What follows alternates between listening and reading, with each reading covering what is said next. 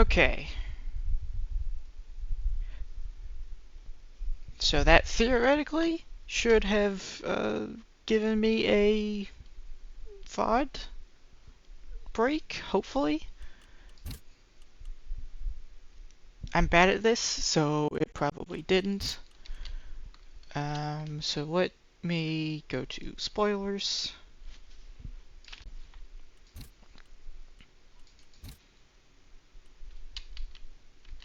So which one of these games actually happened last week? So let's just start at the top.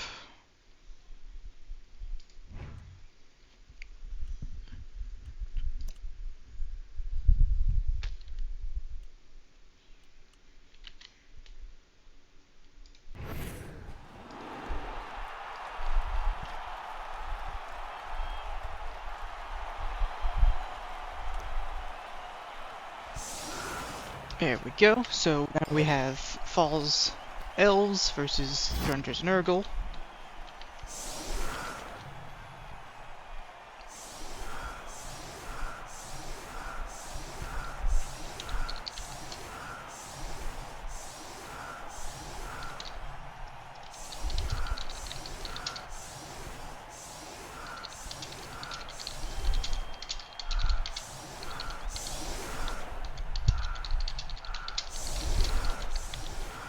And type up my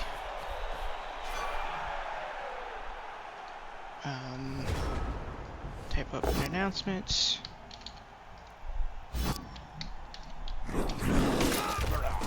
There we go. Okay. So Nurgle is receiving. Who chose to receive? Alright, so it looks like Fall chose to kick the ball. Come on now, game. Yeah, and just wasting no time, going straight after a catcher. No break.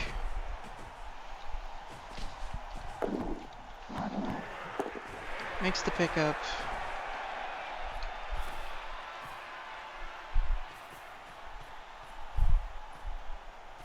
And straight to fouling.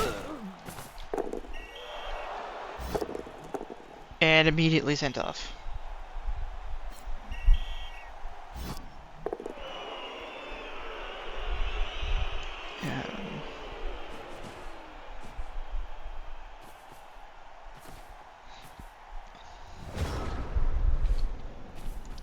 So, no send-off, but maybe this is the reason why he wasn't fouling me.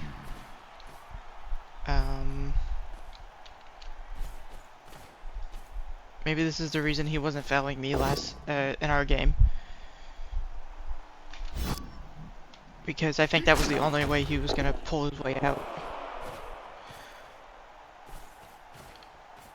Punch a Rudder, set up an elf screen, and that's elves. Elves doing elf things. Rot spawn fails, that's unfortunate. Just push.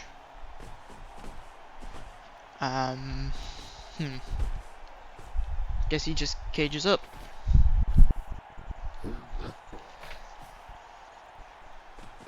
And it looks like he's fouling with 2 assists again. Justice done. No bench for Fall.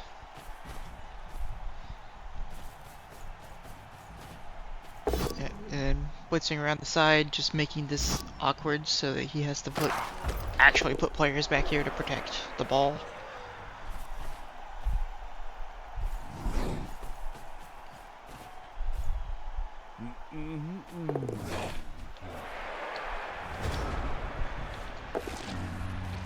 Yeah, Rod Spawn moves, but I don't like it. How I would do this is I would determine where I'm putting my cage, and then I would bust through. Like, say I decide I'm putting my cage like here. I'm blitzing this catcher in order to try to put the Rod Spawn on 2 elves. in reality, I'd probably be setting up over here. So I would be... So I would probably cage like here. Like this corner would be the cage. So I'd move these players to be relevant. I'd blitz with the Mighty Blow, block Pestigore, and knock him down, or push him, which gets him off of my cage corner. But that also means I can put the Rot Spawn like 1, 2, 3, 4, and probably back him up with a bloater. And now he's on 2 very annoying blodge sidestep players, as opposed to only one of them. Or you put him like here, and then he's on the 2 linemen that are most likely to attempt to get in the way. And I think that's just objectively so much better than just putting him on 1 elf. And it's how Nurgle will have to play in order to advance into the elf screen, where they don't have tackle and enough Mighty Blow to actually break them enough. Yeah, because he does this blitz anyway. Like, this is the blitz he was planning to do. It's just he could do that blitz and put a Rotter on 2 players. Or the Rot Spawn on 2 players. Fouls again. Doesn't break him. Or when he breaks him, just stuns him. And now the back of your cage is being pressured.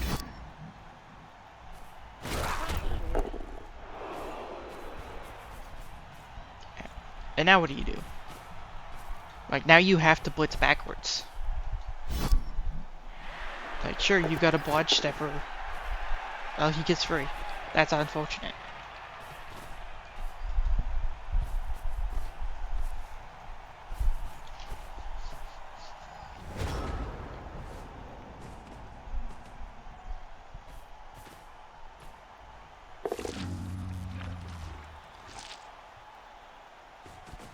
Again, you could have put him on 2 players. 1 square over from where he went, and he's on 2 players. Like, you gotta maximize what little you have.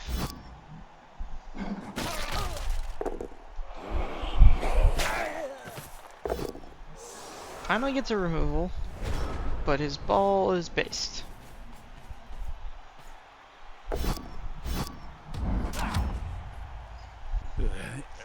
Surely the play was you just blitz, like, this way. Oh, that's a failed GFI. Probably a reroll. Gets a knockdown.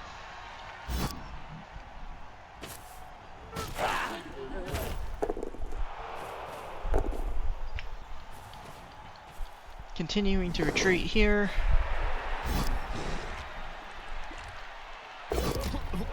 Oh, that's unfortunate. Wait, so you test the dodge before you test tentacles? Are you supposed to do that?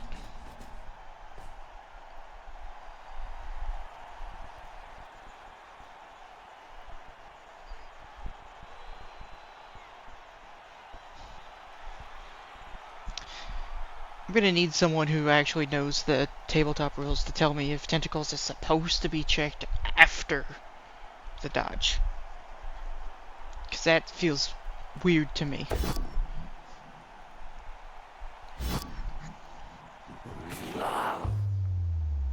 Oh, that's nice. Finally gets a big removal. Gets a Rotter out of it. So now he has a bench. Gets a knockdown there. And now he can finally make a cage that's safe.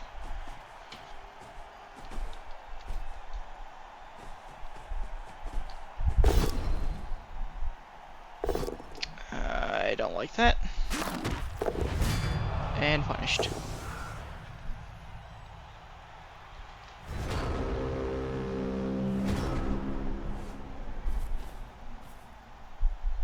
Yeah, I don't think there's any need for that great reroll.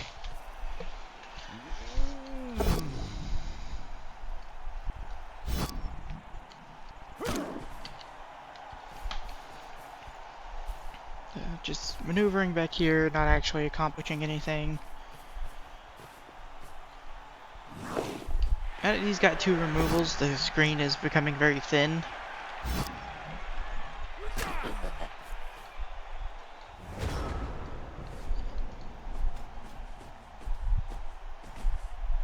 Yep, fair enough.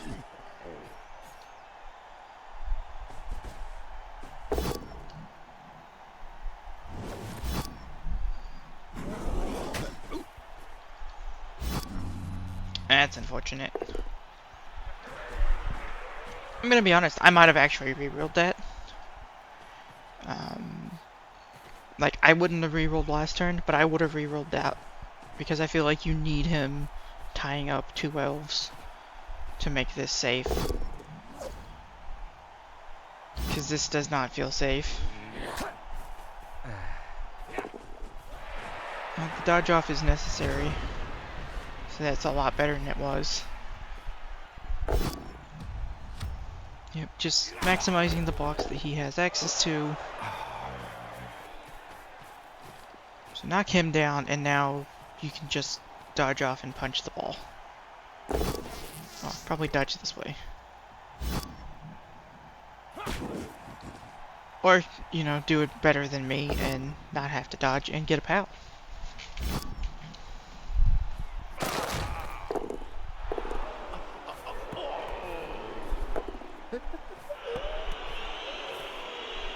Disturbing presence, being disturbing.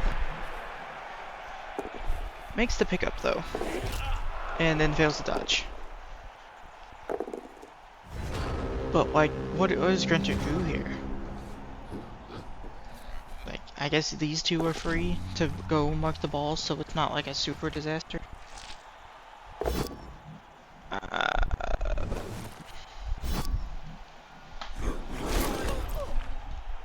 Yeah, that's fair. I didn't, now that I see that, yeah, that's good.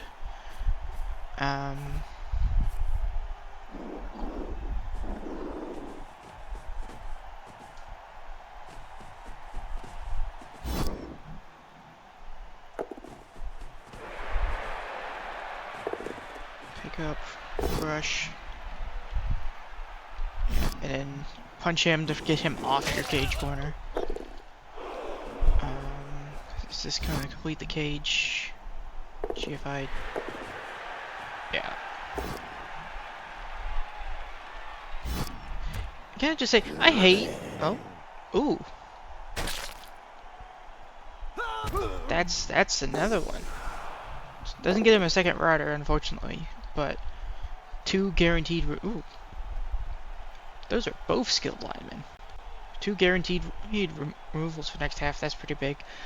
Can I just say that I don't like that it shows him as failing the GFI in this square. Show him as having failed the GFI in this square, please. Or, like... Or rather, he was like... He was here when he failed. But he could go GFI, GFI. I'd like to see the square he fails in getting into, because that's where he's going to end if you don't reroll. I think that's just cleaner information delivery. But yeah, Fall's hard pressed to stop this. Oh, fair enough. Another injury.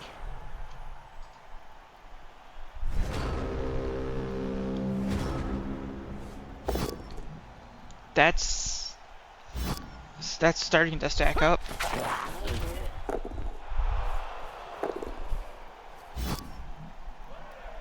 And Tentacles doing a thing. Fair enough. Gets away from the tentacles. That's interesting. Unfortunate. And that's just about the only way Fall had to put any pressure on the ball. I think Drenter has no rerolls. I think you just score.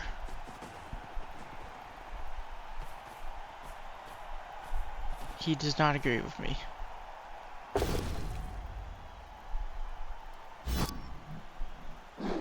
My dude, he could have gotten on the ball. If you didn't get a knockdown there, he just sidesteps here. And then you're forced to dodge.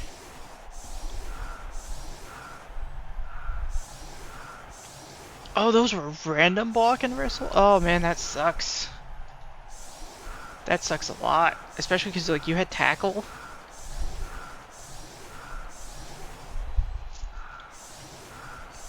Yeah, that's just real unfortunate.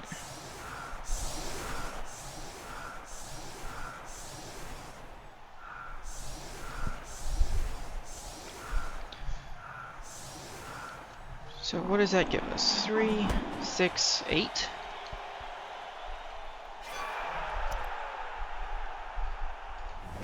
How many squares do you need? 3.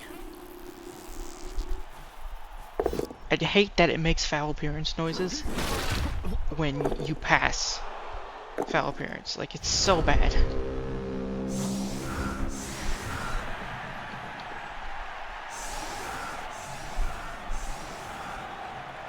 I don't understand how they got worse at delivering information to the player. Because, like, they already had a bunch of star players that just weren't the actual players in just a Goblin model. How is Blood Bowl 3 worse at delivering information than literally not using a player model for the majority of your star players?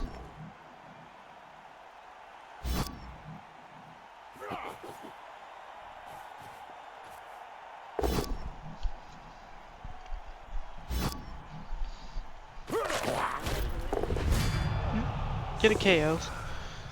So that gives us 10 on 8, which is a good start.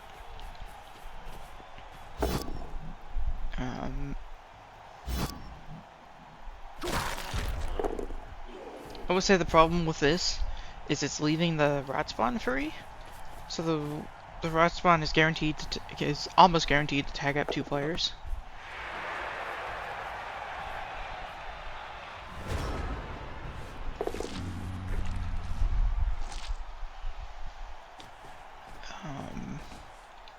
On the bird side, the players injured are not catchers. So there's a full suite of 3 catchers down here. And this might come down to where foul appearance gets positioned. Do I just not get to see foul appearance? It's a knockdown, that's good enough.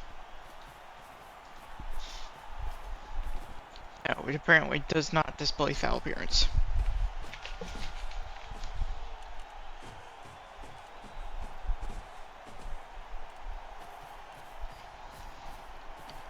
Yep, fouling, that makes sense.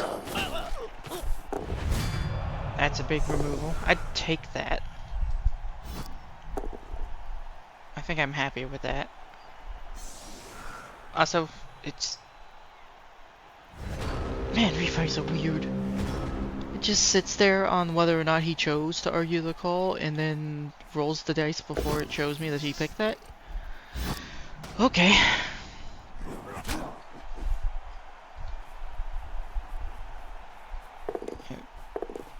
And hopefully he can see the stink, because I cannot see the stink. Just... Yep, that's Pro Elves.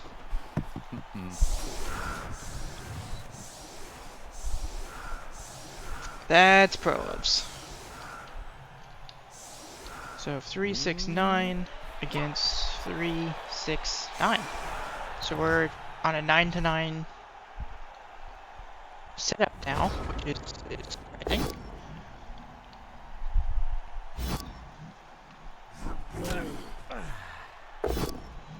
And just a bunch of blocks.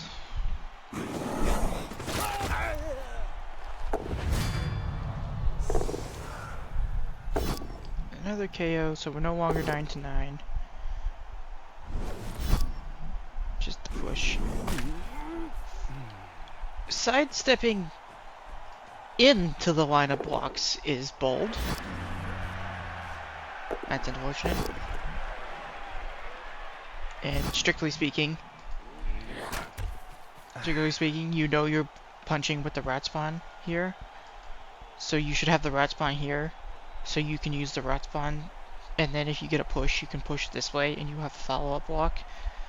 Because if the rat spawn blocks, the only way it can go is this way. You don't have to make it a follow-up block. Like, you can still push here or here, but it gives you the option. That's also, I would have pushed this way, because then this guy gets a follow-up block.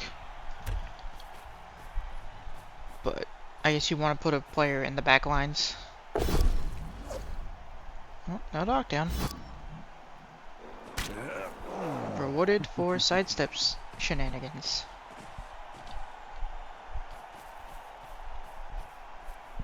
To be honest with you, I feel like if I was gonna do sidestep shenanigans, I would actually put the block catcher on the line.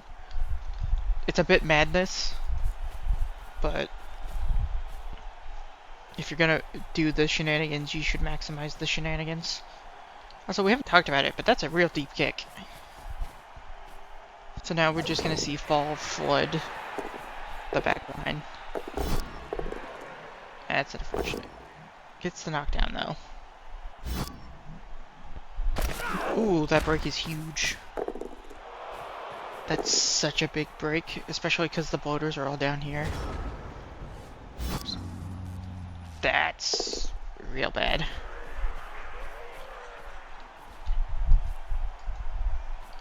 With the bloaters so far down here, like, Grunter is suddenly down to 4 players.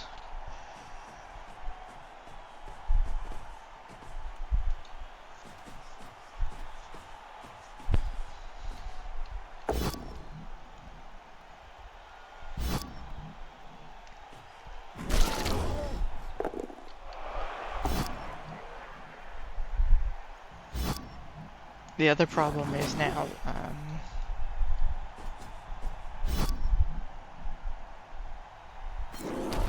it's unfortunate. Is that worth re-rolling? I don't think it is. Because he's just gonna 2+ off and do whatever. But the other problem is, like, you can't have the rat spawn come to you. Now you have to come to the rat spawn. So, like, your options are diminished. That's a 4+ in. Gets the knockdown.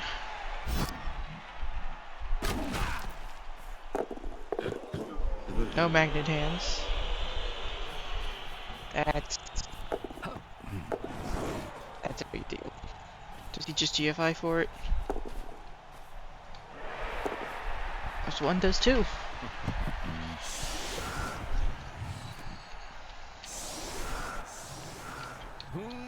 Looks like KOs came back. So 6, 8, 3, 9, 10. So 8 on 10. Gets the knockdown this time.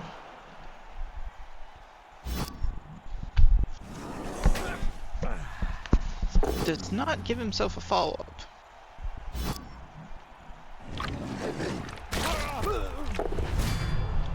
KO. These KOs are... Every removal starting to really stack up against Fall. And I think that's how Grunter comes back into this game is... I don't like that. I'd have moved at least a rotter back. Just in case. But looks like he wants to maximize his foul. Yeah, you're moving that rotter off of the foul anyway.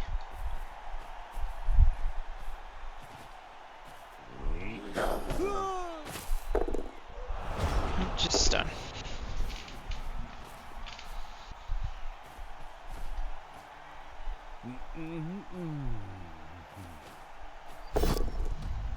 Yep, block is a good skill. So crucially here though, like, Fall doesn't have to score. He's happy to just sit back. But because the ball is this deep, he's gonna put these players back here just to put on some pressure. Limits what Grunter can do, because now he has to put 2 players behind him with the ball. And if, you know, something fails miserably, suddenly these guys, they're looking at the ball. Ugh. Not able to blitz with Mighty Boy block. Is he making the cage, part of the cage, an enemy player?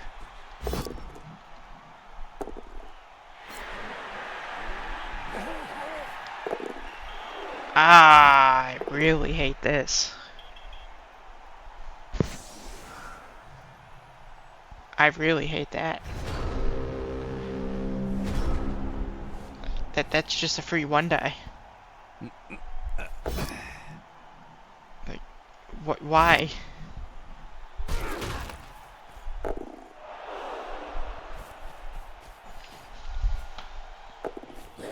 Like, this game is basically over now. It's especially over now that there's a bodge piece that has it.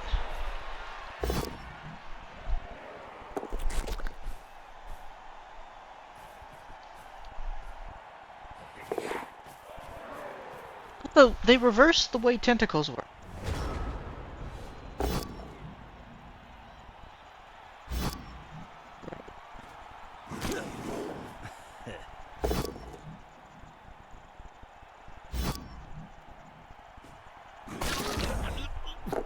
There we go. Oh my god. It just doesn't let me click on these players now. Oh my god. Game. I purposely selected this.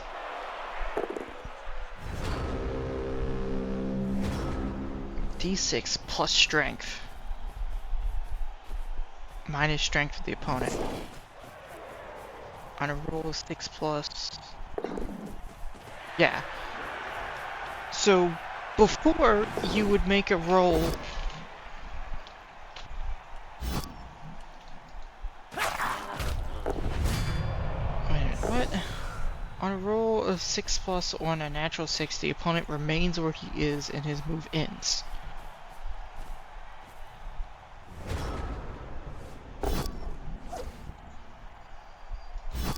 That's just a confusing way to say this.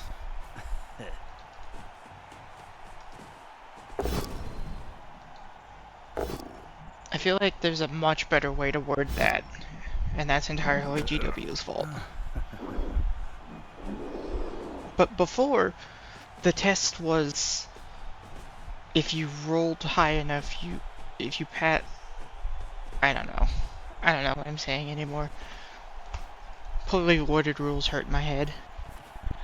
And just fouling for the sake of fouling at this point, fair enough. Another send-off.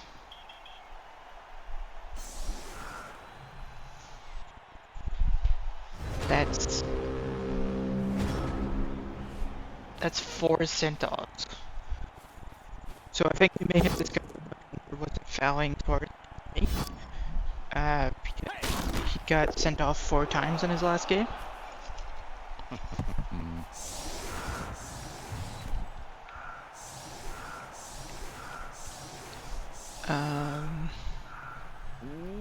Yeah. So Fall wins 3-1, which is really good. Blitz. That's gonna be pretty good for his tiebreakers, because most people who beat REBBL are going to beat them, you know, 2-1 or 1-0.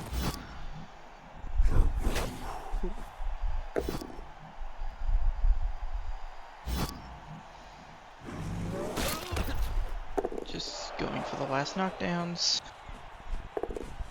Did you need GFI for that? No. Not at all.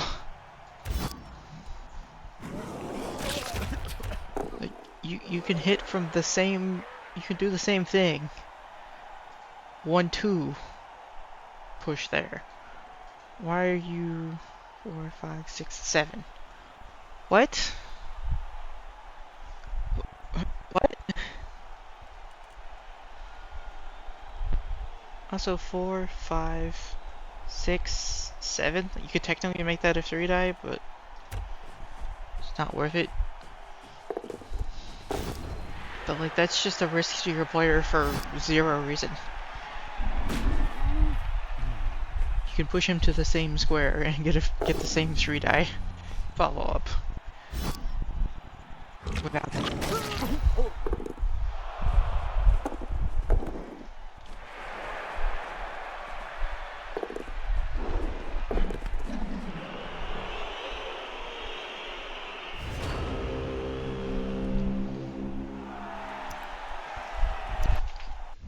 So 3-1 to fall. MVP on a line on a frenzy lineman. MVP on a rat spawn. That's really nice. One SPP. How did the rat spawn get 1 SPP? Did I miss something?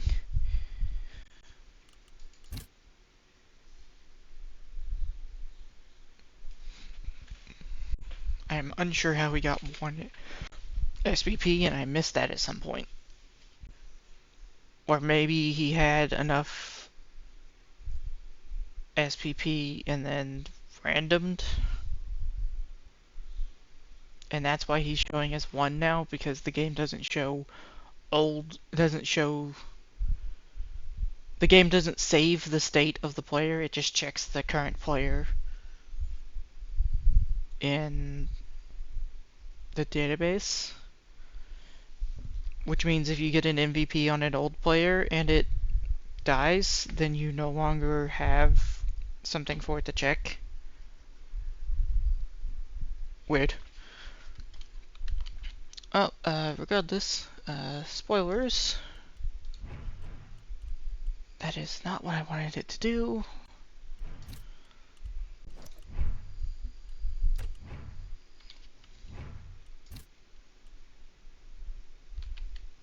What is our next game from last week?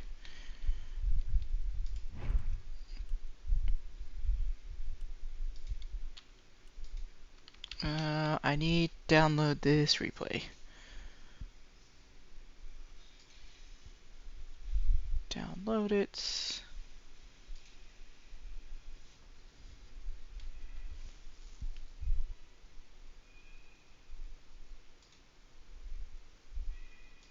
Just need to remember. Okay.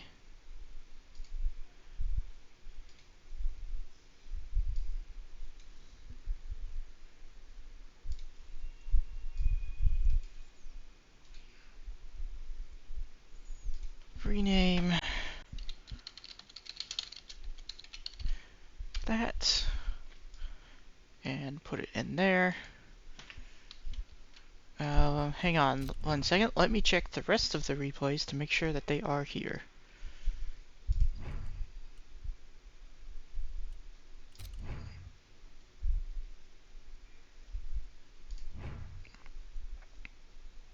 Yes, okay. So that must be the first one that got played, which means it is the oldest. So now I just need to remember how to get to replays.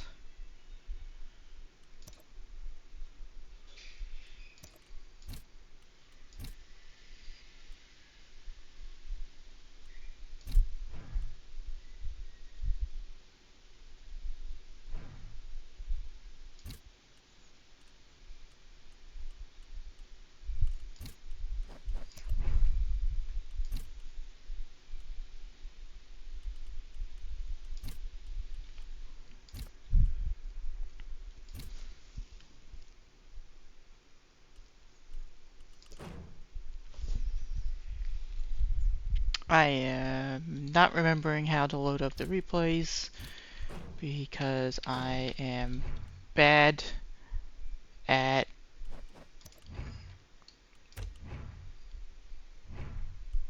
well, many things really.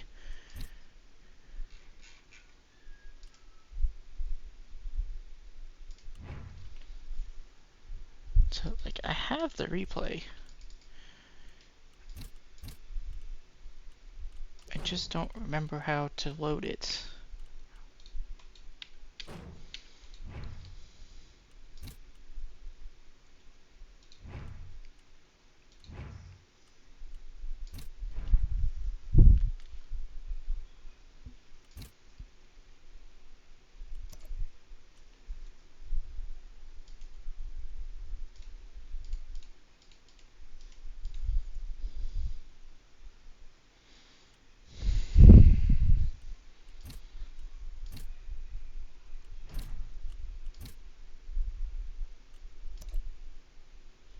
Ah, yes, it's in my coach menu because that makes sense for replays. That's where they should all go.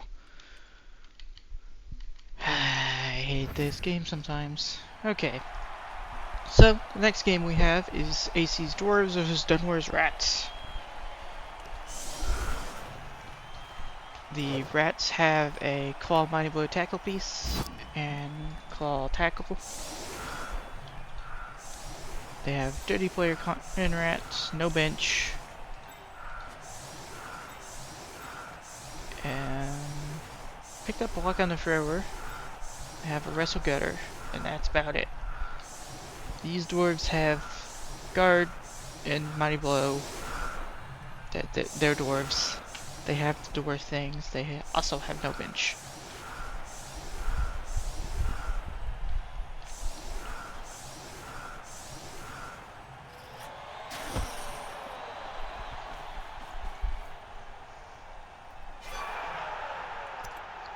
On the ball, moves him onto the ball, and then changing weather moves the ball 3 squares away from him.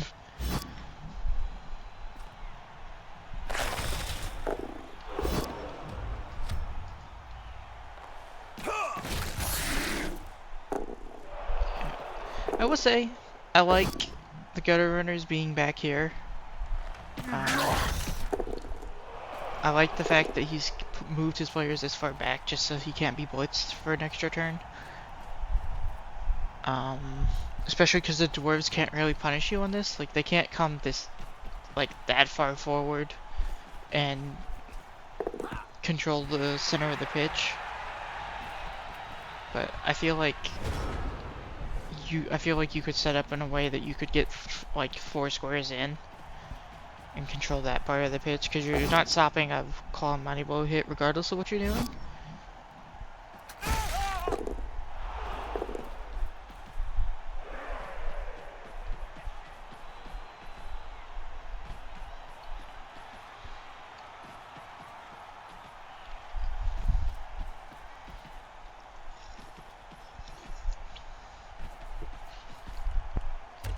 So this may seem like madness, but like, the Storm Vermin are the things that are actually important to the team right now. Like, none of these gutters actually matter until they get more SPP, and they get SPP quickly. What? I mean, you get the removal, but why are we not blitzing with Mighty Blow? None of the Mighty Blow was the one blitzing.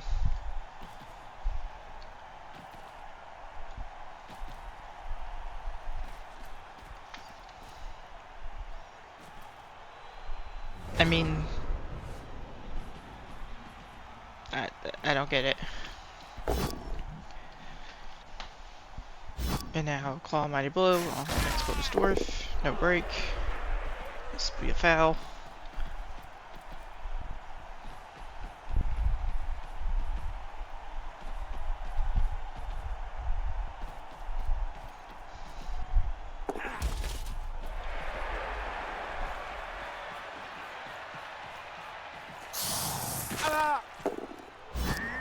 And just a stun. And unfortunate, but that is what it is. We'll say the problem with committing to this foul is it just sort of seeds this entire right side.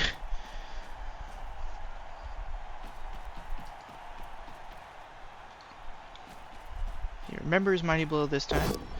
Don't like this direction. But I think that's because the cage is here.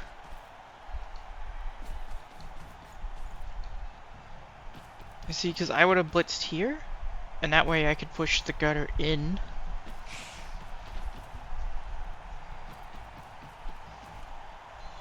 And then trading 2 for 1 here. Makes sense.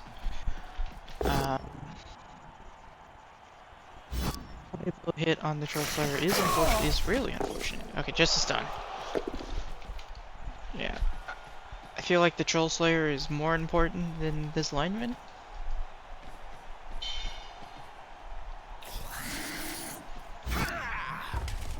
Is that dodge necessary?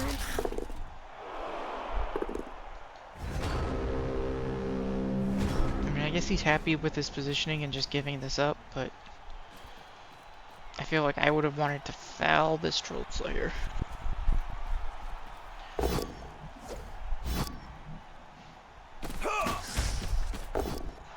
Yeah.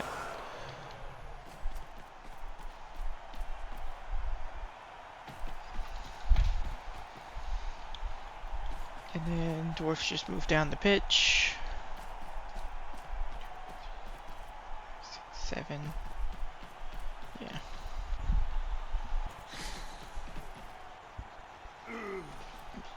Dwarf doing dwarf things. He just gave up an extra body blow hit for no reason. You gave up a surf, my dude. Take the push. Why? I don't know why you would stand that up. There's...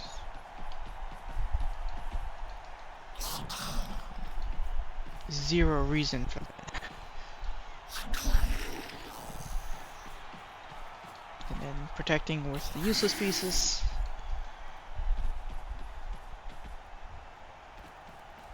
I mean, you just... okay.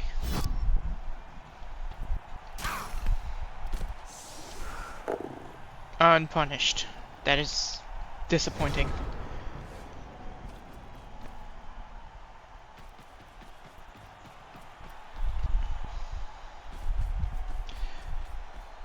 So I think we're just going to see more of this as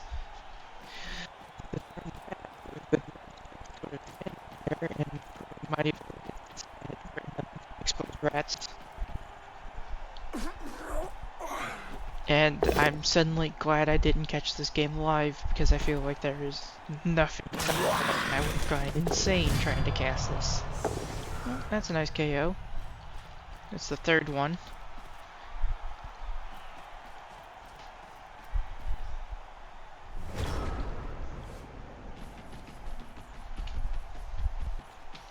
And now we're pressuring the cage.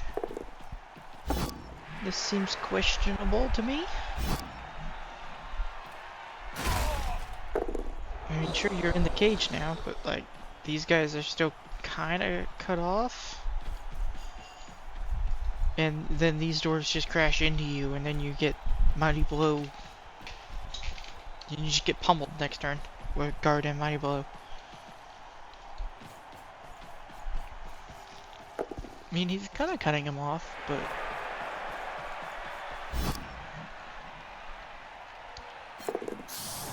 rerolls it. I don't hate the reroll just to have more players. I feel like that block doesn't matter.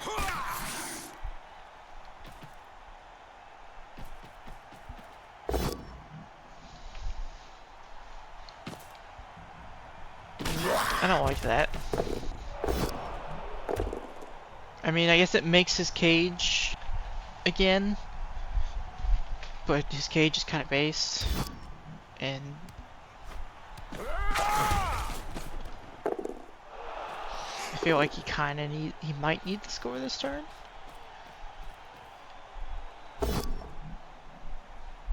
Just push. A little awkward. I guess it's fine because of the guard, but yeah, he needed to reroll that. I'd agree with that. Yep. So crucially, while this block doesn't matter, getting this gutter back here, super important.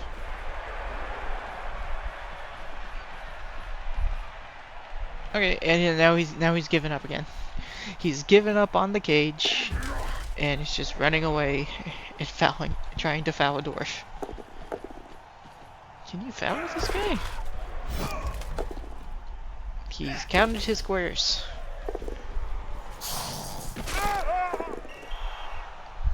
Yep, and send off.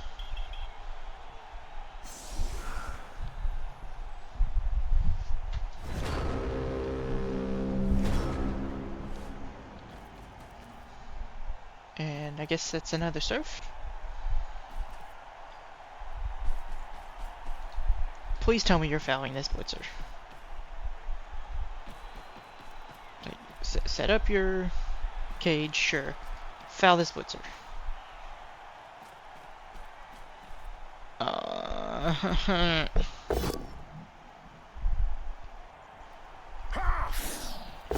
This blitzer is the only thing that reliably can hurt you.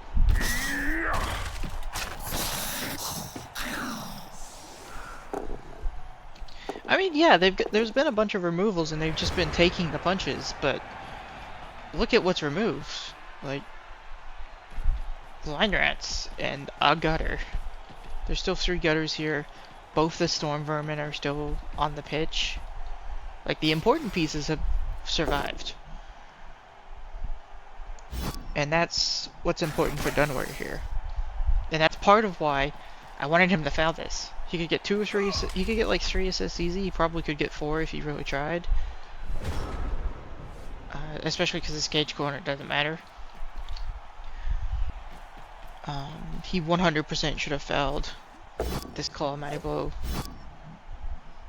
Because that's how Dunware manages to level out numbers in the next drive. Yeah, playing Skaven when you can't, take gutters off the field when you need to, and you have more line rats is just so hard. Gets all of his KOs back, though. Did I miss inducements? No, there were no kegs. He's just got all, he just...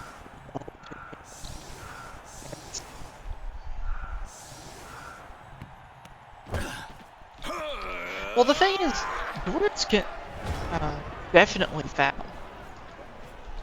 That's kind of unfortunate, but I just don't think it's too punishing. But, like, their linemen are super cheap now. Like, dwarves fouling is normal now. Their linemen were cheap in the previous rule set, but they're absurdly cheap now.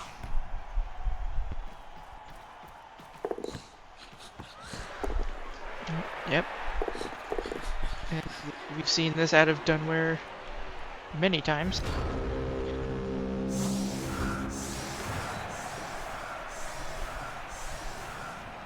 So, no removals here. So that's 11. And that's 3, 6. Gosh dang it.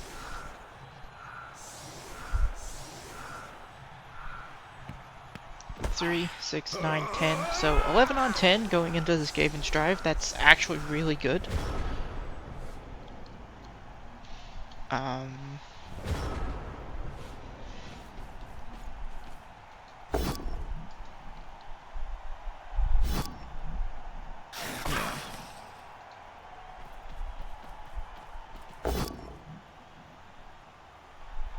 And then claw hit.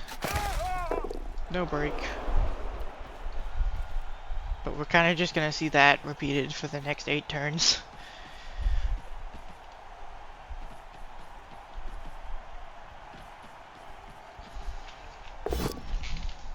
Yep, one die block is the same as the 3+ dodge, except there's a chance to hurt a dwarf instead of a rat.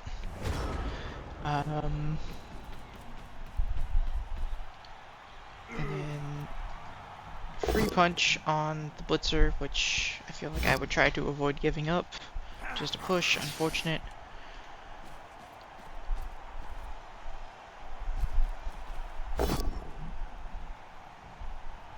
That's unfortunate. So AC really needs to start removing players. Because it just gets progressively harder for dwarves to stop the Skaven from just running away if they have players. If they have enough players to just screen off, they're gone on the turn after, and there's nothing you can do about it.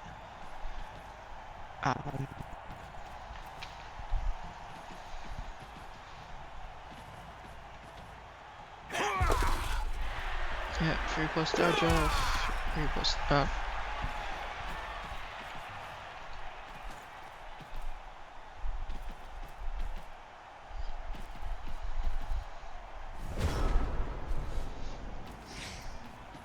Yeah. But this is why I don't like the thrower conceptually out of Skaven. Because, like, sure, the gutter runners don't throw, but anymore, but do you really need the throw? You have 18, for a 2+, you have 18 squares of movement. But the real thing is it's no long, it's not, it's one less run rat, so now you have to expose gutter runners, or the vermin to getting hit, and it's like, that just feels really bad. So, side switching a bit here. I think Dunware is still just looking for that first removal or big break.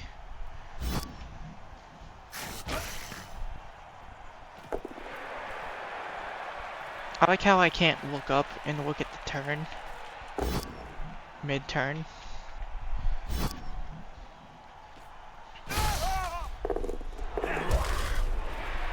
Makes his dodge off, and now he's got at least a player in the backfield. He doesn't want to try to score with this player, but it's a player in the backfield behind the dwarves, so they have to at least respect this, because it's 9, because you can actually throw with this. And sets up a free die, gets a break, just a stun.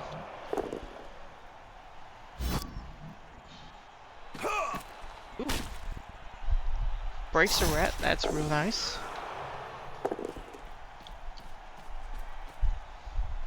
It is unfortunately the least valuable rat on the pitch, but getting a removal and reducing Dunware's avoidtive armor and options is really good.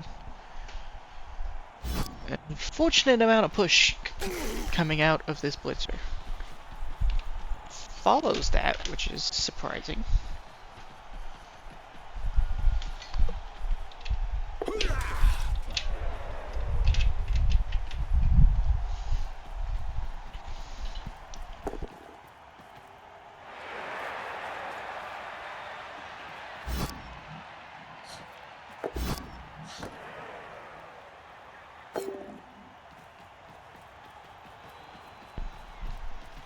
And now there's 2 rats behind him.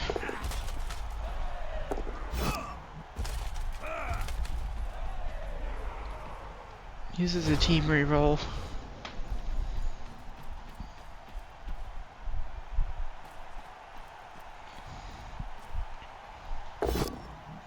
Yeah, he committed a little hard to this right side, and oh, it's KO. But now he's a bit far away. On the bright side, I think those removals are enough to prevent Dunware from feeling comfortable to just screen off this turn and then run away downfield. Gets the knockdown. And now puts tackle on the ball.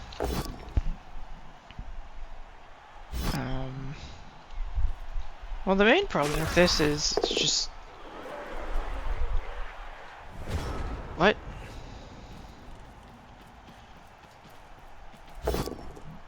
One, two, three, 1, 2.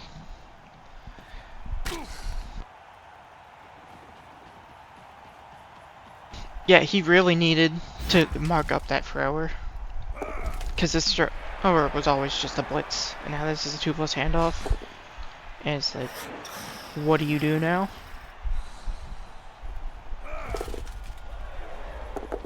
Because now, like, how do you stop this now?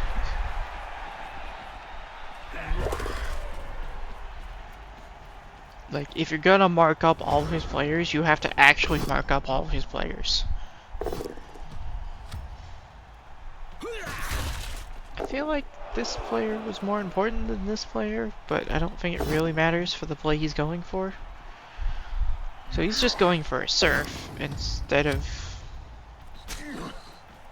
That's... Why would you not just re-roll that?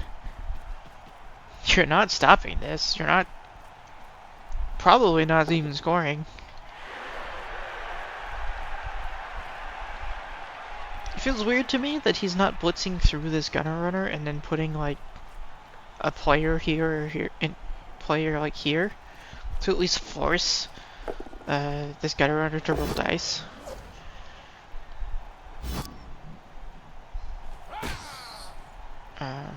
Like, I feel like I'd rather make a play on the ball, especially because now he can just come this way. Like, what are the dwarves gonna do? There's nothing actually threatening here.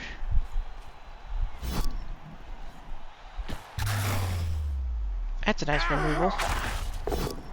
And ironically, despite what we've been saying, not from the claw piece.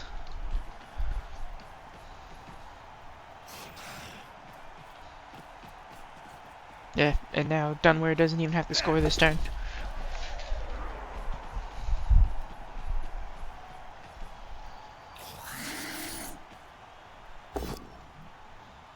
And one die. I feel like I still probably would have just dodged through and just gone to ground, because he's probably gonna serve me regardless.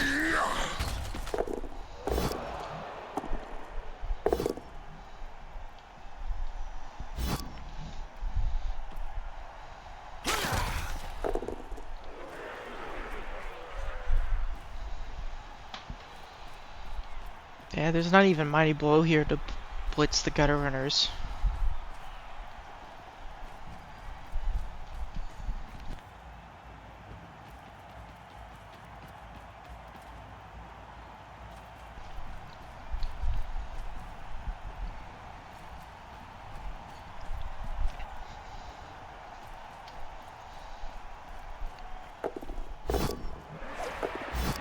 Yeah, and it's just fine. Are you doing it another turn? That's mean. But it's like AC's not really fixed the problem in his positioning that's led to this. So it's like he can just do it again. And like even with being stuck here off of the blitz, like 1, 2, 3, 4, go for it. He's just not hemming in the rats, so the rats can just constantly change whichever side they want to play on. And sure, it's giving up a Mighty Blow hit on a gutter runner, but like the gutters in this stage, they don't matter. What? I guess that's why. That's a 5+ dodge. Interesting.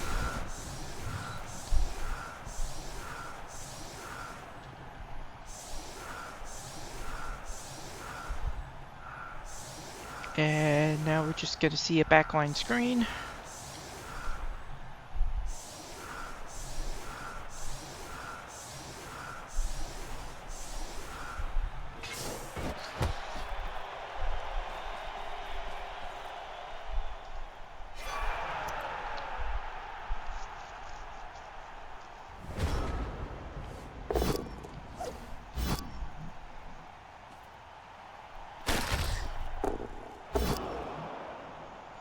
And, like, again, objectively speaking, the only thing you're doing is punching here.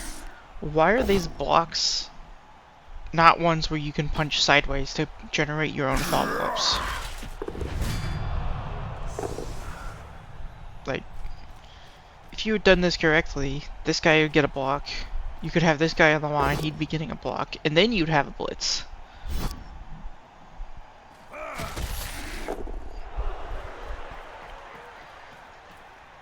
This runner has a lot of SPP built up.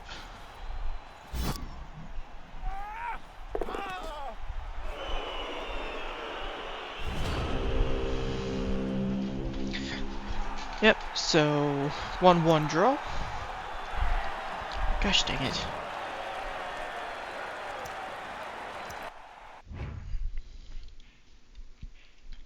SPP on this lineman, basically useless. That's a nice MVP on this gutter, though.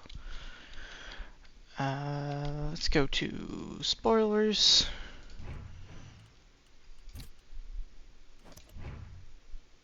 Go back to the league, because that's in a completely different area from where I found the replay for that game, because I had to download it.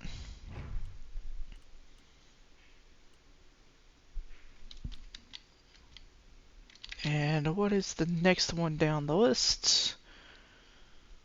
The next one down the list is my game, but I streamed that, and so we have Tasteless versus T-Self, which is unfortunately more dwarfs. Now we have Tasteless Dwarves versus T-Selves Elves.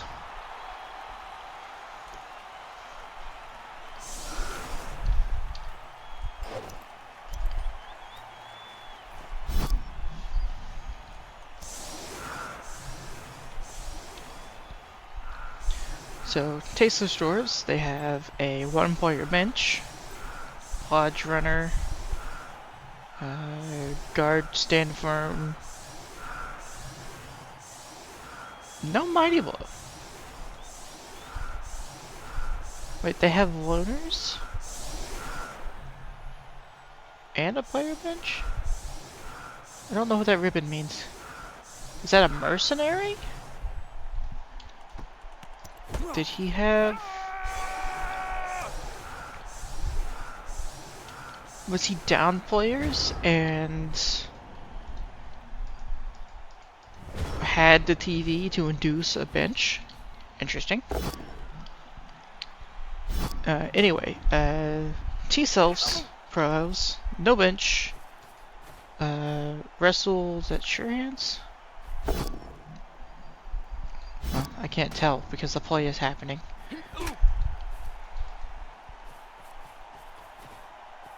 Game. I give up. I'm pretty sure that's Sure Hands in this game. Wrestle Sure Hands, catcher, dirty player lineman. That's kind of the only thing interesting. Everything else is, you know, classic Pro Elves.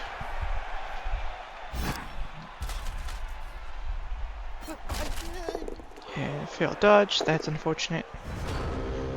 Luckily, Tasteless doesn't have a bunch of Mighty Blow like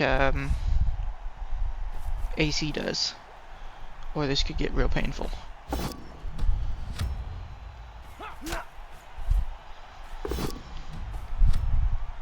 Block is a good skill.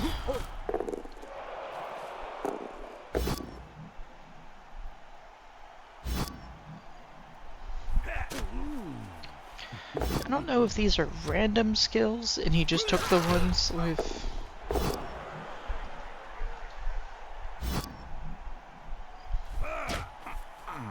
I don't know if these are random skills or if he chose Stand Firm as his second skill.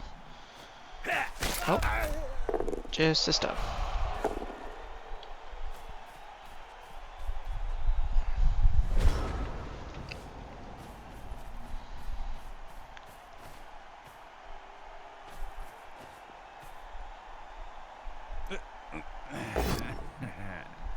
That's unfortunate.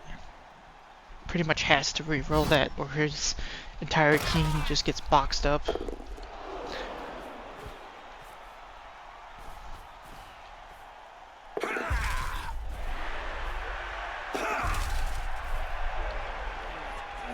T-Self not looking to go aggressive just yet. He's just gonna let the dwarves come to him and make a positioning mistake.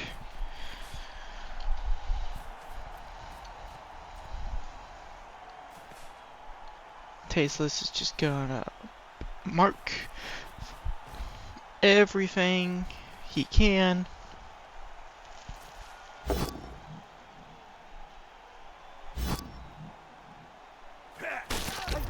No break.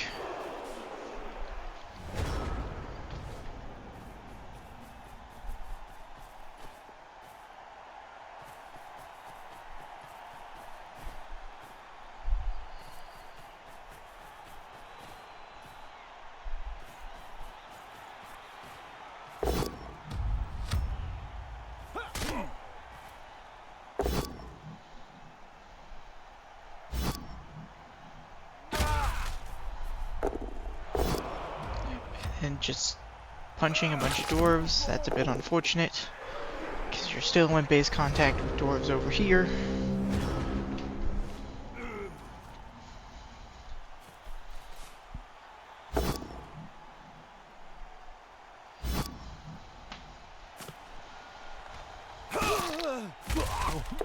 Just stun. Yeah, both teams are only rostering 2 rerolls, which means that their reroll decisions need to be a little bit more disciplined. Block is a good skill.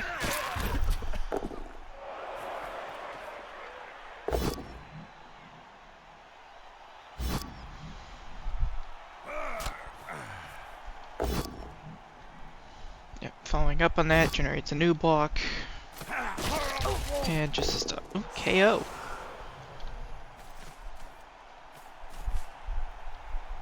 And keeping this runner back here just in case T-Self decides to bolt a player down.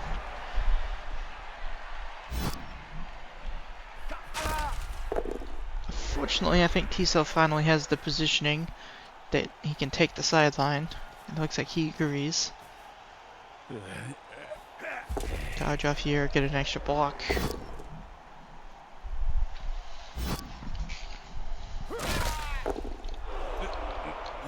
One, 2, 3, 4, 5, 6, 7, 8. So 3 plus 2 plus 2 plus. And that's a 1 die on the ball. 2, 3, 4. Go for it, go for it.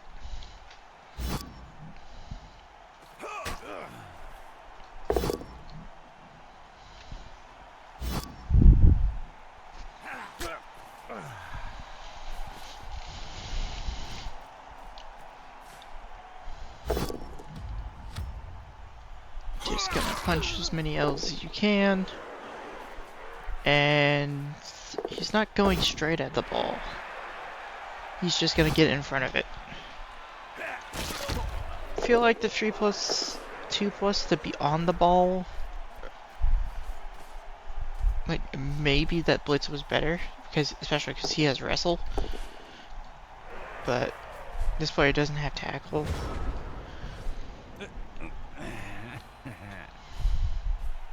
I think I disagree with putting him back here. I think at this point you're committed to up here. You should probably have put him here. Yeah, because this guy's just getting served. And T-Self doesn't feel like he has to move anywhere. So all you've done is lost the player for free. Just a stun, so he'll be back next drive, but like...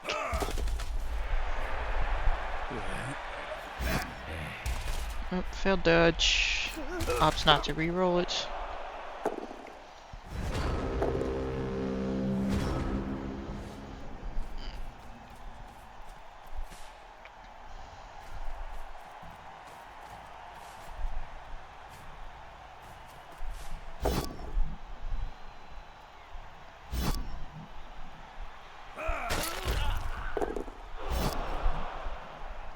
I mean, you have to reroll that.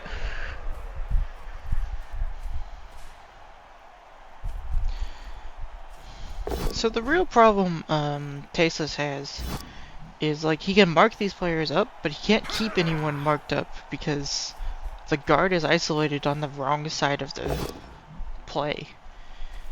Like it's gotten stuck over here, and he can't be leveraged over here to prevent, you know, a block here or a block there.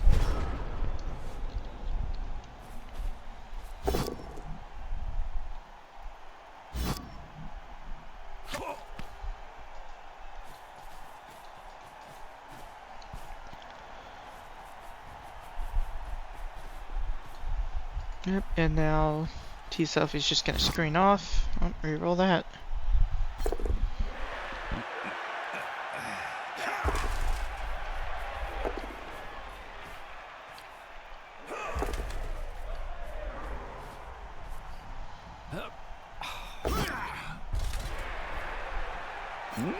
I'm surprised he didn't like GFI again. and put a player like back here, because this is just a punch on the ball, isn't it?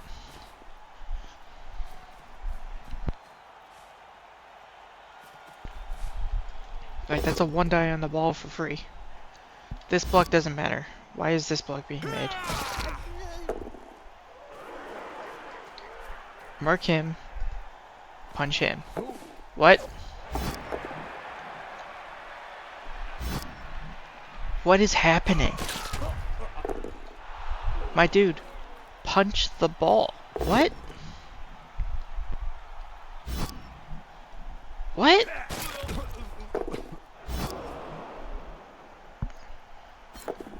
Why any of this? Just punch the ball and see what happens. You're not. This is a 2+. It's not even a 2+. It's a 2-die blitz.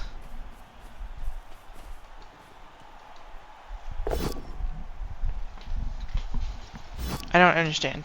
Like, there was no way that was gonna stop the score. It's not even gonna stop him from stalling.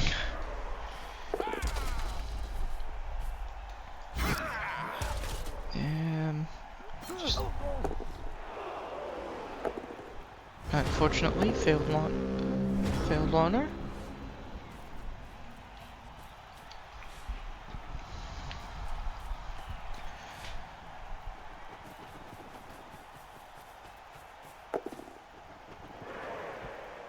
Yeah, so this is maybe a little bit greedy from T-Self because it failed 2+, but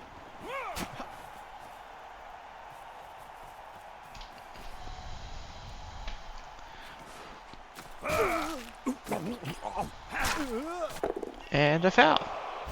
And the foul immediately gets called, which is unfortunate.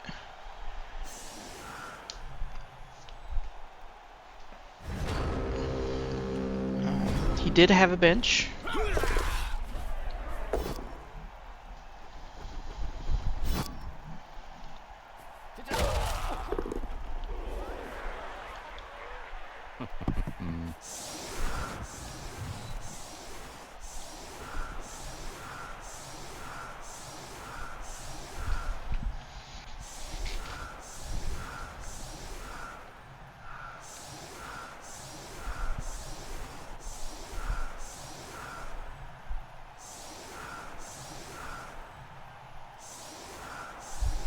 And T-Self's just gonna back line.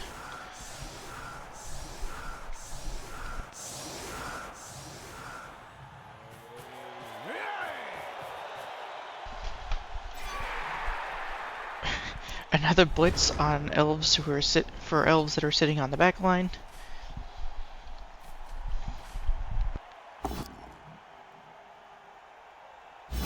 Yeah, here we go. Pushes down the line in order to make his own follow-ups. Unfortunately, both down prevents him from doing that in this case.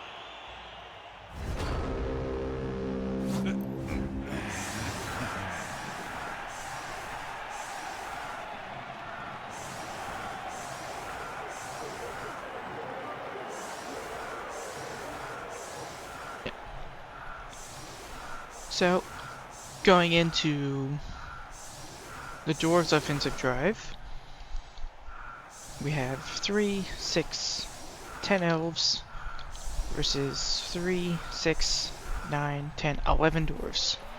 So not bad for T-Self, only 1 KO'd catcher.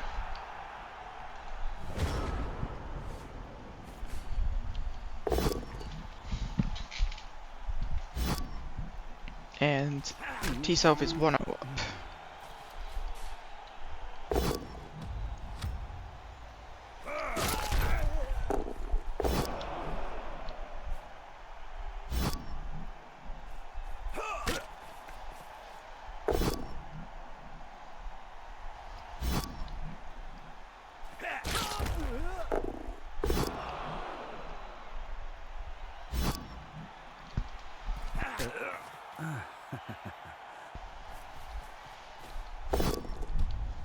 Yeah.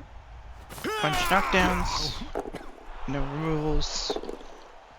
Sad dwarfs.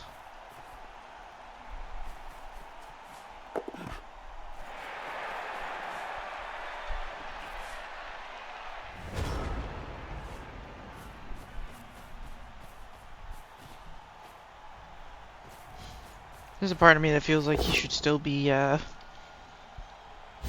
fouling with the loner.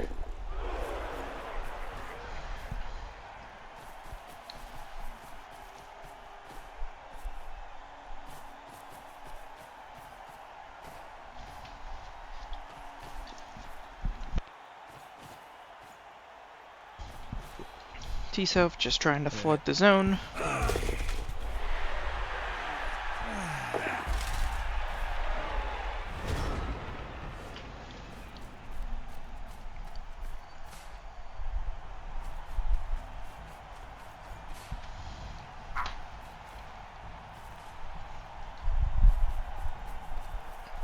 Dwarves are just gonna cage up here in the center.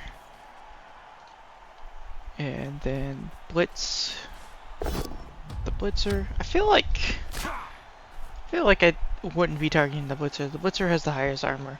I'd probably be hitting like this lineman. I'd be like hitting him. And then the piece that's blitzing can stand in here, which cuts this team in half and forces him to blitz to prevent you from taking the center.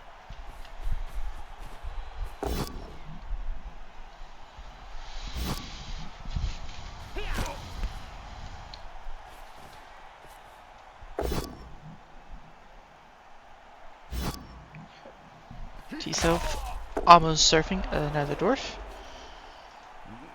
There's a part of me that would have thinks that he should have rerolled that.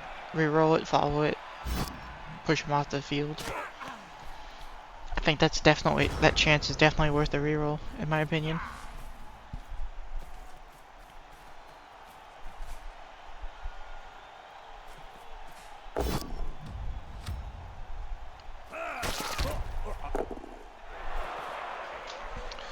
And then we just see the cage moving.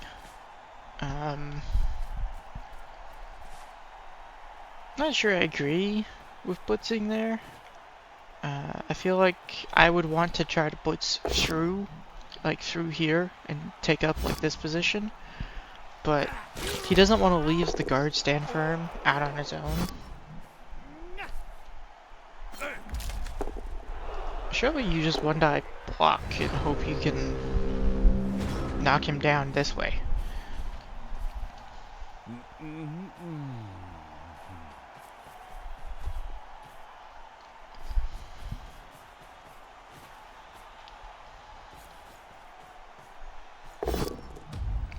No. No push, so the cage remains shut.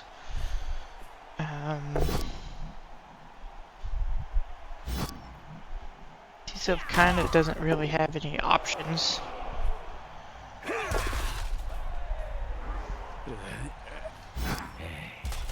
Oh, that fails pretty big. That's a KO too. So we'll probably see the dwarves like push in this way.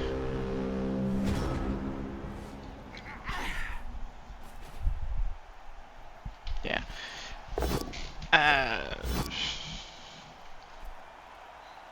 I guess that's ultimately the same thing.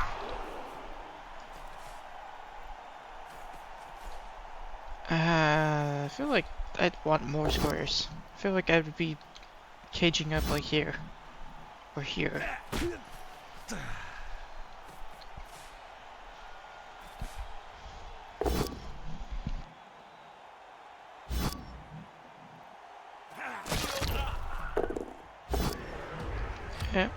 One die block, gets it knocked down, because he's dwarfs. And that's just a free surf, but it's a one die.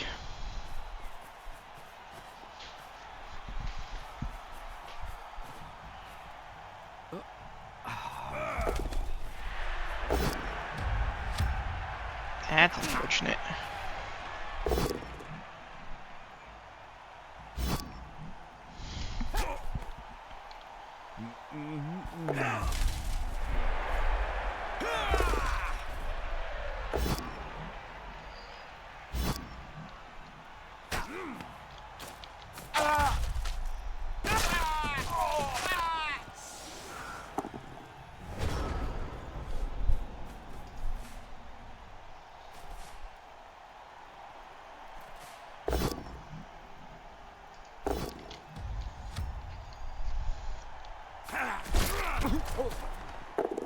Yeah, that's done. So the problem T-Self is having is he hasn't managed to isolate the guard pieces this time. And so he's having a hard time actually stopping the dwarf cube from advancing. Although, like, this seems prone to being broken.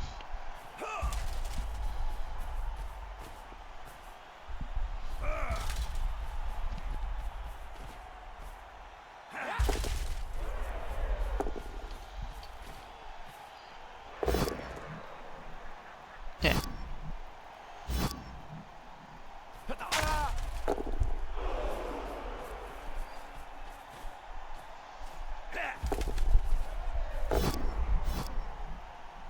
Not entirely clear on why he marked that dwarf. Maybe surely he realized there was guard here. But on the bright side, this is actually super awkward. There's just elves everywhere.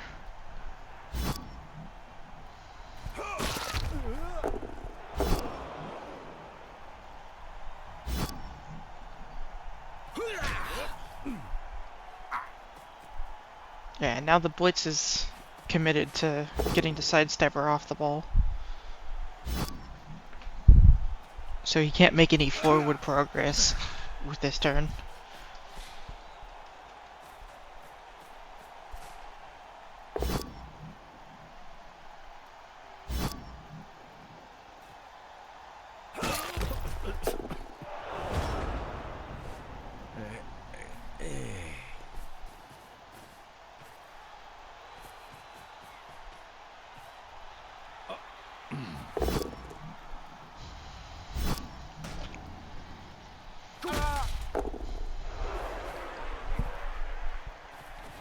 I'm not entirely clear on how T-Self gets himself out of this other than, like, Tasteless fails some dice rolls.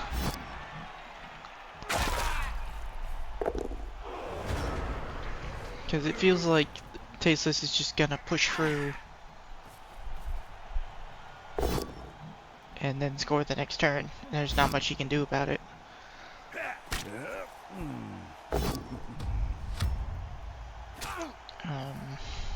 The sidestepper taking the blocks of multiple dwarves is a big deal, though.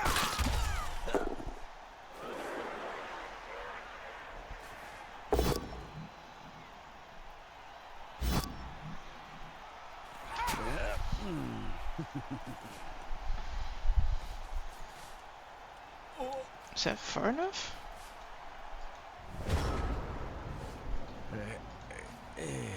Yes, it is exactly far enough.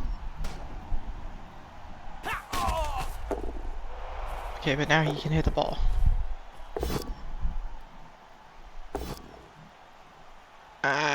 What?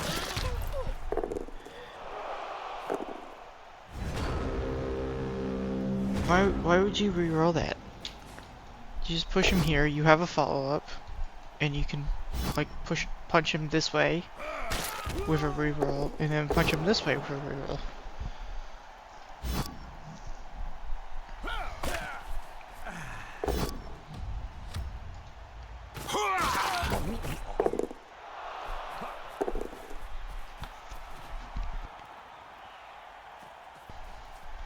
Also feel like sidestepping down was incorrect. I feel like you needed to sidestep up here and be in the way. Because now he can just walk away, can't he? Yeah, he can just score. Well, he can 2+2 plus to score. And makes his GFIs.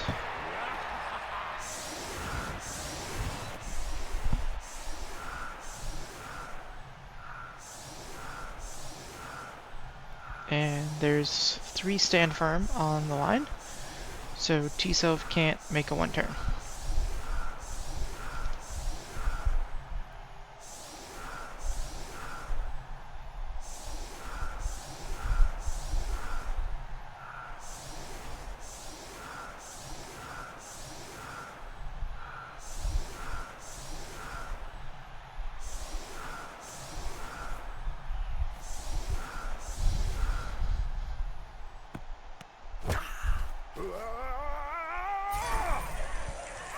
And a free bribe.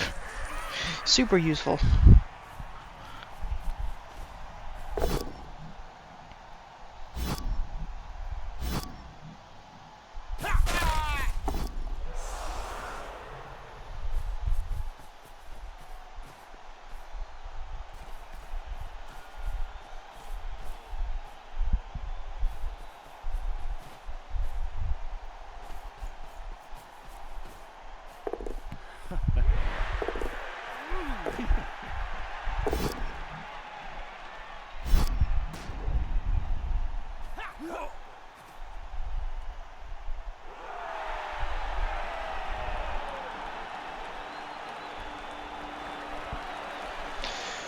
Okay, main menu,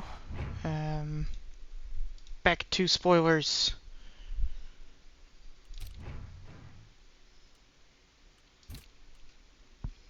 I love how back sends me all the way to the main menu of the game. Alright, so what's the last one we have? We have Trauk versus T-Mist.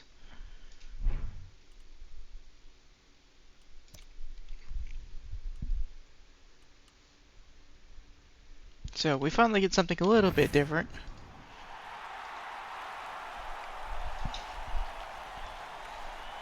So we have, oh, there we go.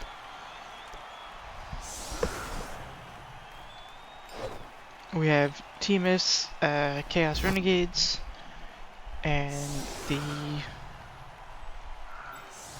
Undead of Trauk. 30-player skeleton, block guard mummy, tackle guards, mighty blow guard, defensive block, sure hands block,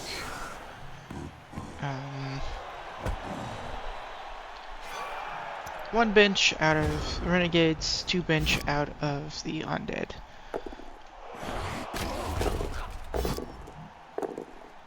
Surprised that he didn't punch the orc. I thought that was what the orc was for. Oh, no removals on the first 2 blocks.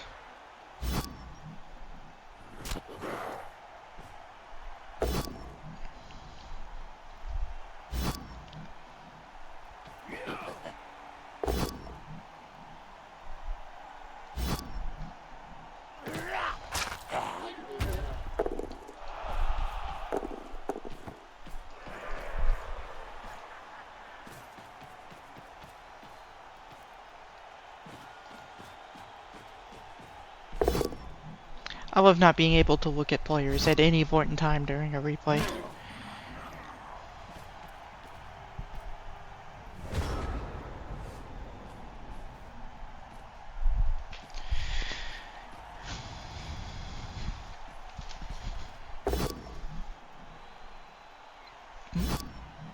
Block is a good skill.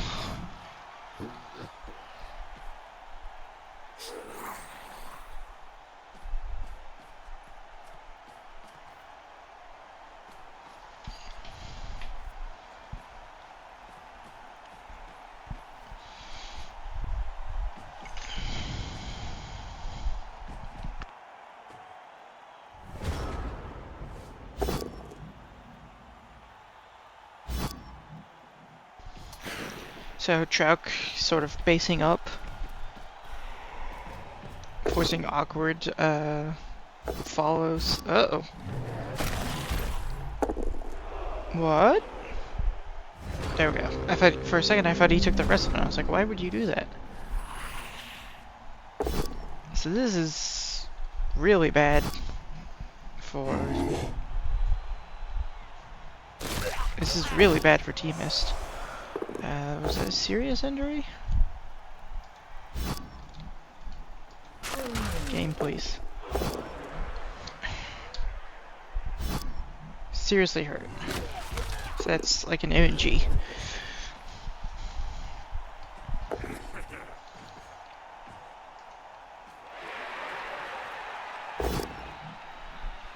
Yeah, reroll that. Get a knockdown. Uh-oh. That stun's really bad.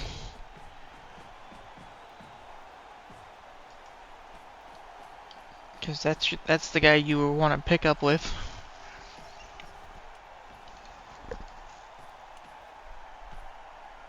Yeah, now things are super awkward for Team Mist.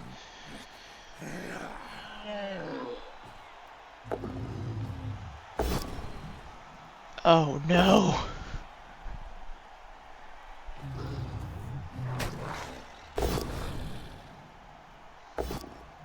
Wow!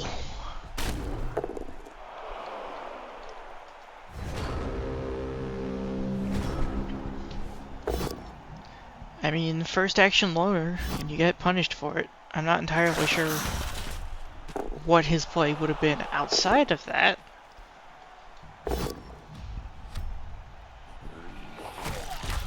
But, like, he's so screwed. Blitzing with the ghoul, I guess he wants to try to score on the white? No, he's blitzed with the ghoul and now he's picking up with the ghoul.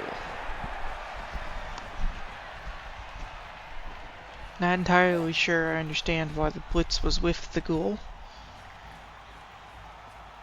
But he's got the ball and is fairly well screened off.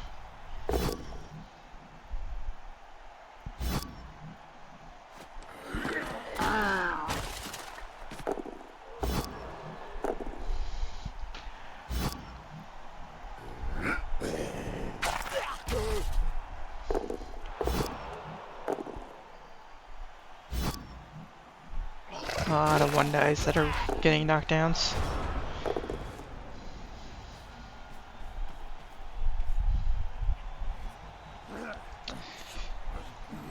I feel like this is gonna go south very quickly. Renegades are very much a momentum-based team. And so they need to generate some momentum with their big guys. Uh-oh. That's a nice injury. It's one of the few dodge pieces on the team. That's a nice,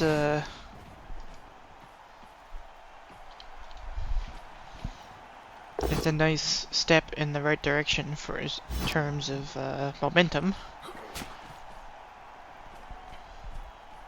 Unfortunately, I think Trouk just screens off another turn. And there's not much of anything that Team Mist can do about it.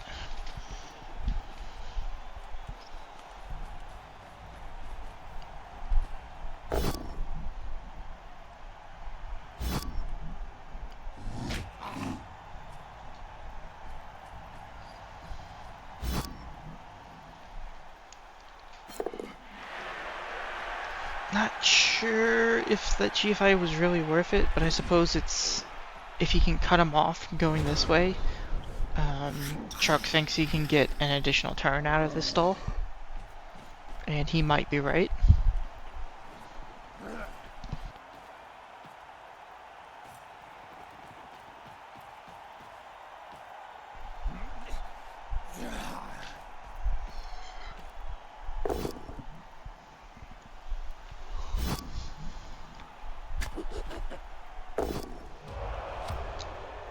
Block is a good skill.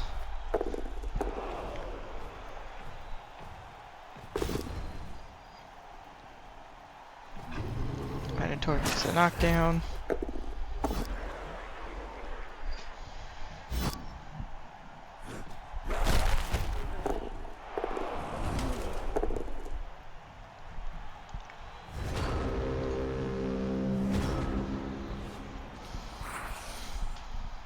Chuck can get like another turn out of this. He can probably get 2 turns out of this.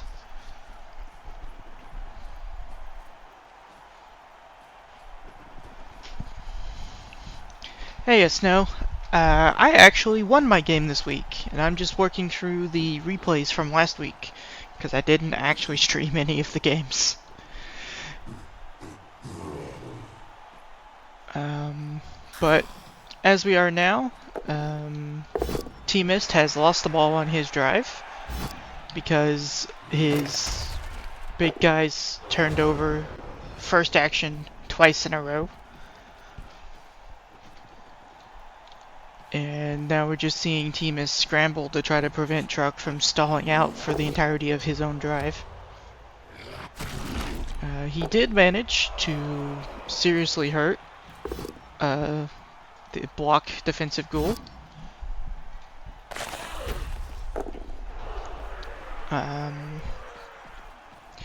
But yeah, it's not going well for him.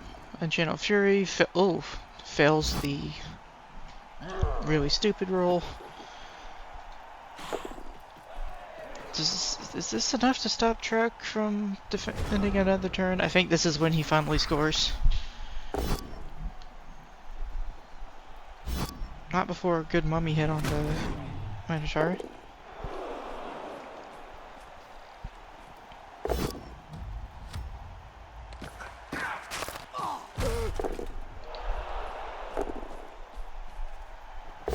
But that's stun. That might be enough to convince him to stick around. Nope. Just straight scoring this time around, and I don't blame him because the score on his opponent's drive is a big deal.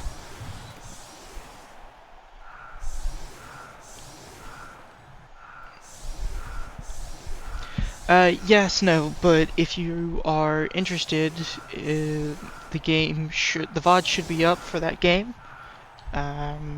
It should be a separate VOD from this one because I stopped the stream and was dumb and didn't change the stream title. Oh, I clicked through something. What did I click through?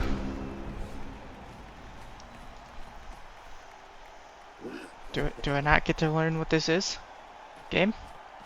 I hate the replay system. It never lets me see anything. Under scrutiny for this half. I think that's the one where if he fouls, he gets caught automatically. But on the bright side, wait.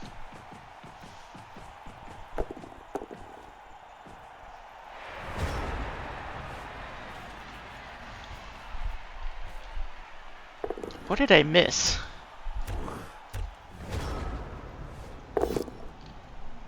Okay. Just immediate 3-die failure. It's like I was tabbed out looking at something when that happened. That's now 3 turns that he's turned over on a big guy immediately.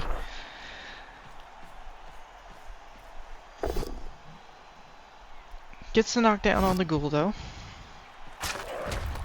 So probably the orc has been injured.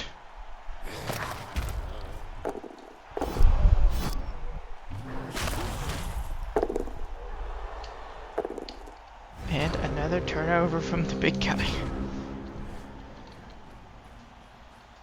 Unfortunately, this ghoul can still score.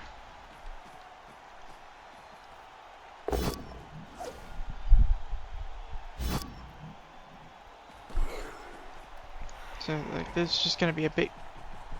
Yeah, there's just gonna be a pass here. I feel like there should have been some effort put into marking him. That's unfortunate. Pickup failure.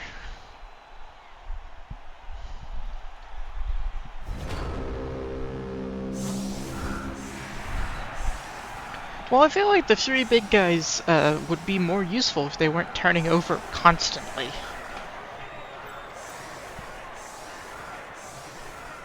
Yeah, the game is just not letting me hover over things and get tooltips.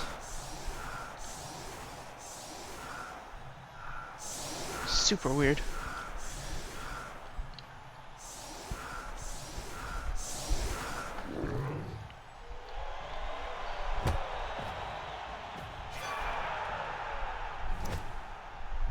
And looks like Team S gets the reroll.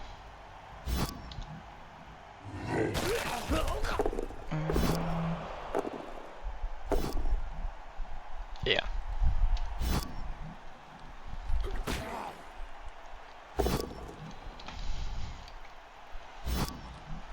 Anyway, going into the second half, we're looking at Trout's drive.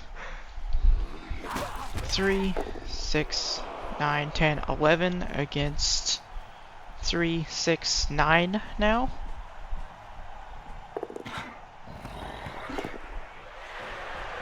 So that's a big problem. Like, the big guys are all still here, but they're running out of support pieces. Oh, we're going to foul the we're gonna blitz the big guy.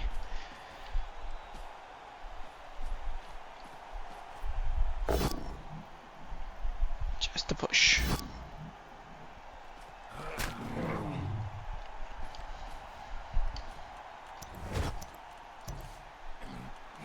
Yeah, and with Trout only having 2 rostered rerolls, he's got to be careful.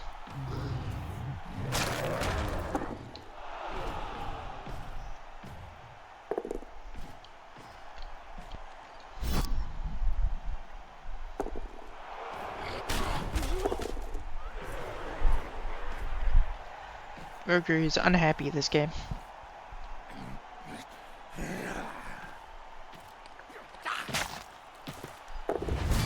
That's a KO.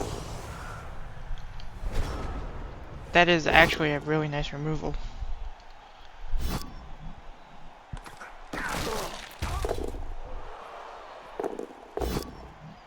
Yeah. Punch the rat. Uh-oh. Oh, it's a KO.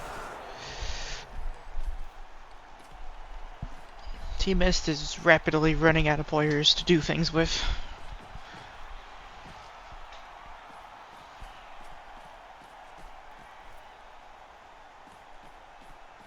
It's like, the Renegades are definitely all about the big guys, but at the same time you also need your support pieces.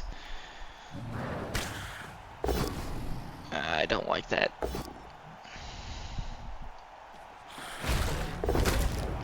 Oh! Oh. That's a problem. So let's talk about this block a bit. So it's his very first action. I don't like this push. Cause like, sure, it gets the big guy here. But what does that do? Doesn't really accomplish anything, because he can just go this way. He's not really in the way enough. So I would prefer to push him this way, because that way if I get a knockdown, then the Minotaur is standing here, and he acts as an assist on this guy. And then I can put him here, block here, and now I'm off this. And then I can bring the Roger here, dodge him off, and now I've got a solid core in front of the main of his team. As opposed to this, where it's just like, he comes out here, and then you just sort of have a thin line that the mummies just punch through right here. That's just how I see that.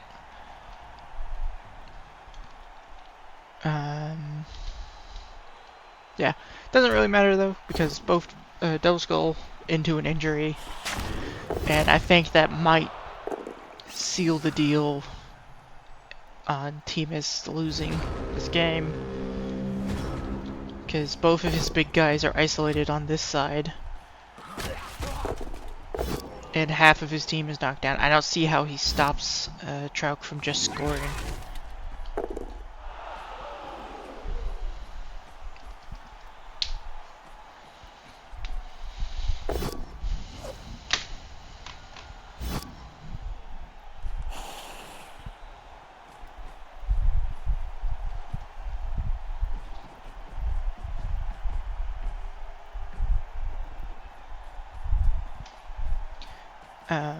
Yeah. Yeah.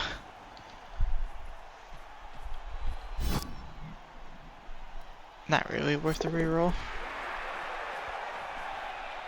Yeah, I don't think that was worth a team reroll at all. I don't see that there was a way that he was really getting through there, realistically speaking.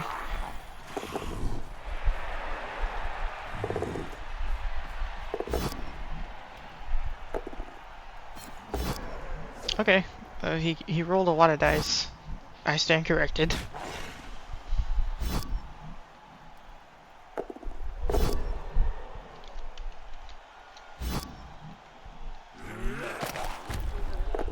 It's a knockdown there, but that's not gonna figure up the Roger.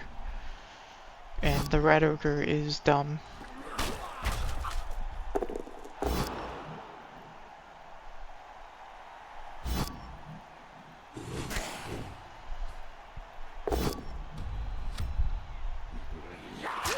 Knockdown there.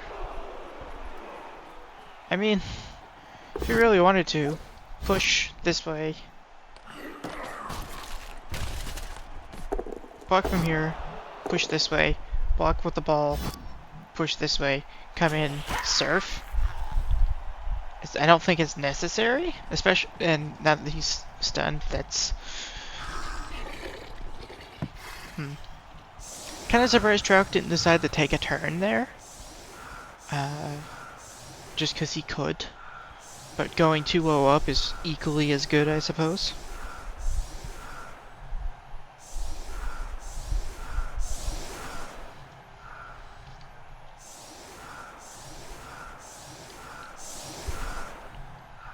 And so now, turn 11, Trauk 2-0 up.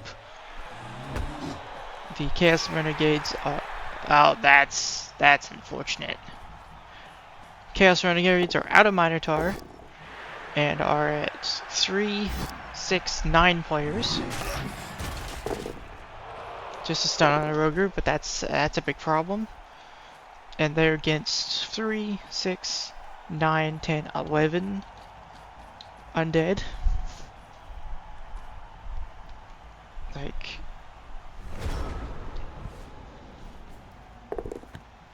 What do you do at this point? Apparently you fail GFI. Magnet Hands has fixed the issue. Never mind.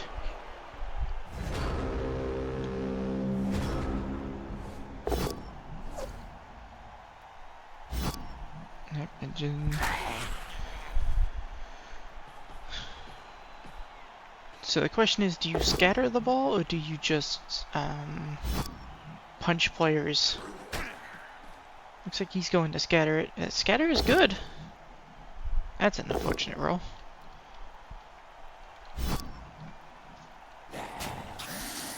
Fortunately means that you have to blitz with the one picking up the ball. Still doesn't get it.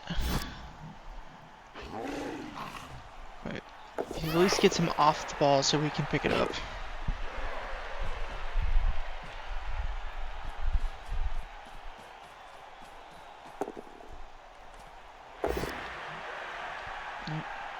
Knockdown over here, which frees up this skeleton to come over this way. Probably needs a GFI. He agrees. And now the mummies can punch things.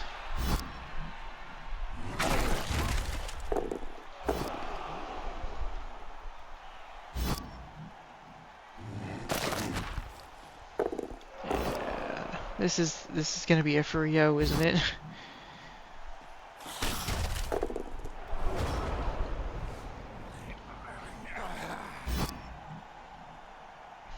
Chaos Renegades are just a rough team. I feel like they're a real boomer bus. Like, that's not good. But like, either they win super hard, or they just lose for 16 turns and feel awful to play. And now he's just gone.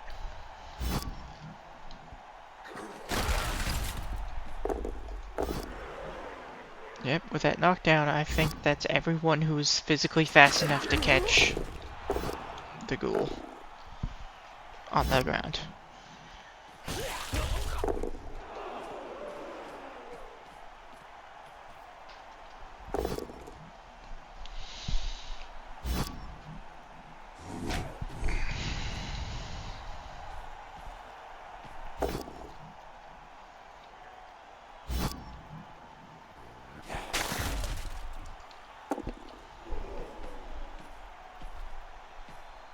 Is gonna be a foul? Yes, this is gonna be a foul. Pop. Stun is nice. Pretty much every turn he can keep that player stunned is an extra turn he could stall.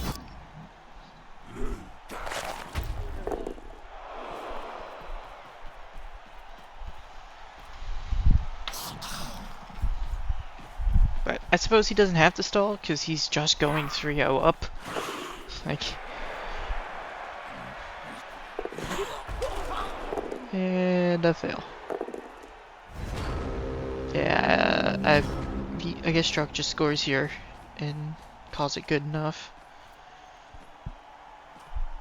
But it doesn't look like it. Looks like he's going to try to stall for another turn.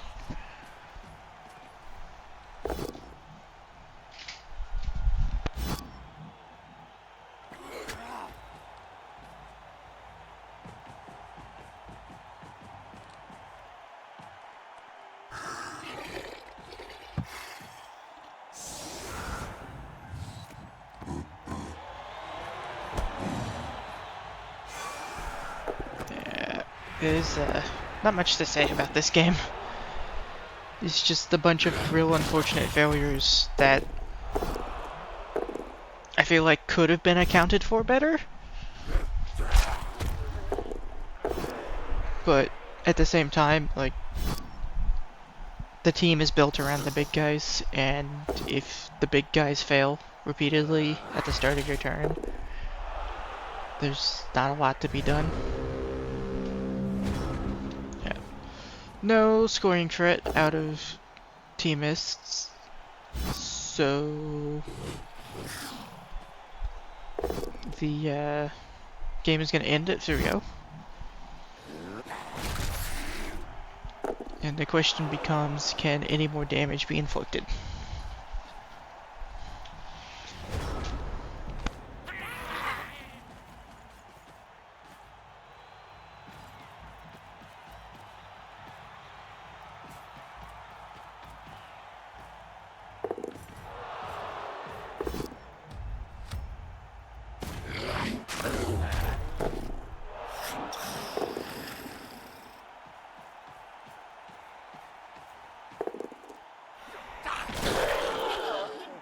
Ooh!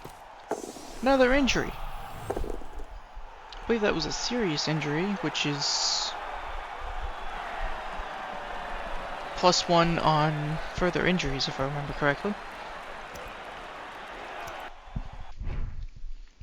And then MVP on the Dark Elf, which is sad because that's the player that gets the most SPP because he's always scoring. 30 player lineman, so he could so he could work towards. Actually, I think that's enough. I think he can just get sneaky get now.